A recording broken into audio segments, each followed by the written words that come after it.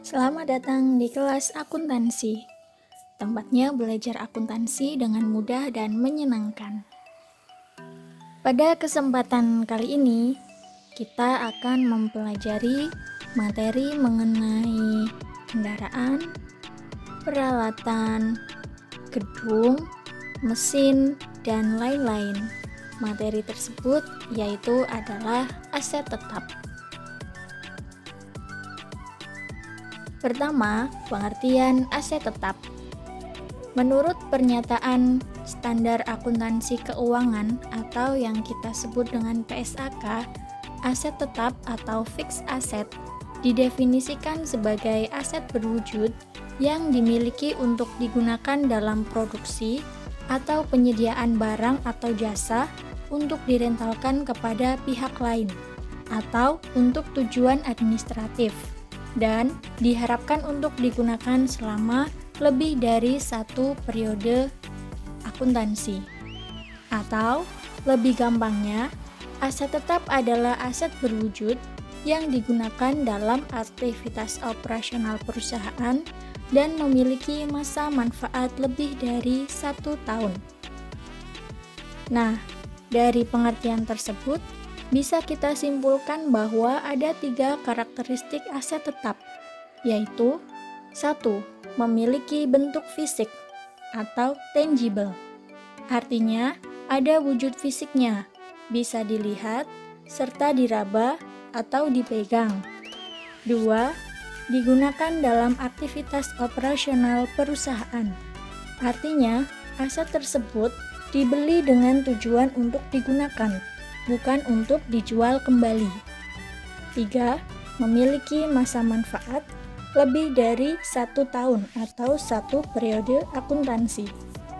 Apabila suatu aset telah memenuhi 3 karakteristik tersebut, maka aset tersebut dapat digolongkan sebagai aset tetap.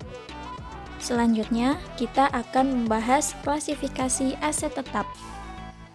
Dalam hubungannya dengan kepentingan akuntansi, aset tetap dikelompokkan menjadi 3 kelompok, yaitu aset tetap kelompok 1, yaitu aset tetap yang masa manfaatnya terbatas dan setelah masa manfaatnya habis tidak dapat diganti dengan aset lain yang sejenis.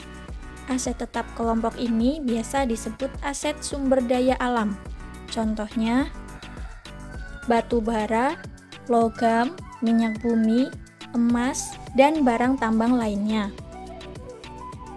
Selanjutnya, aset tetap kelompok 2, yaitu aset tetap yang masa manfaatnya terbatas dan setelah masa penggunaannya habis dapat diganti dengan aset lain yang sejenis.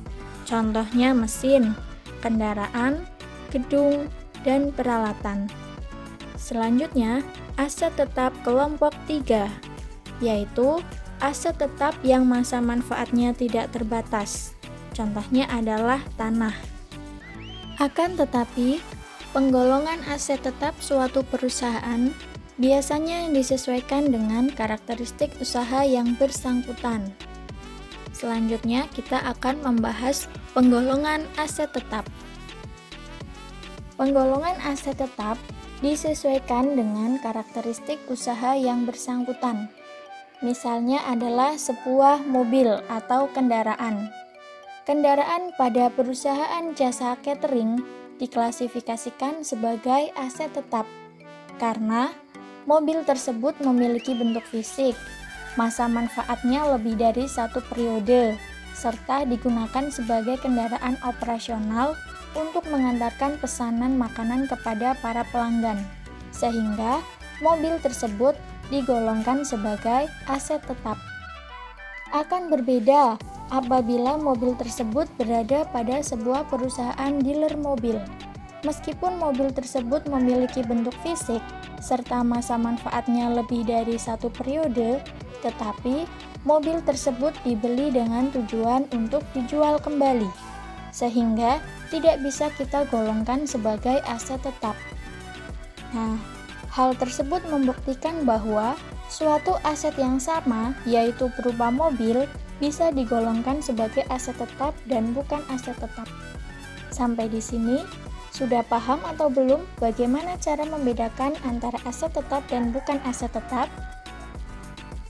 Jika ada yang mau ditanyakan, silakan bisa kalian tinggalkan komentar di bawah ya. Terima kasih, sampai jumpa lagi di video selanjutnya.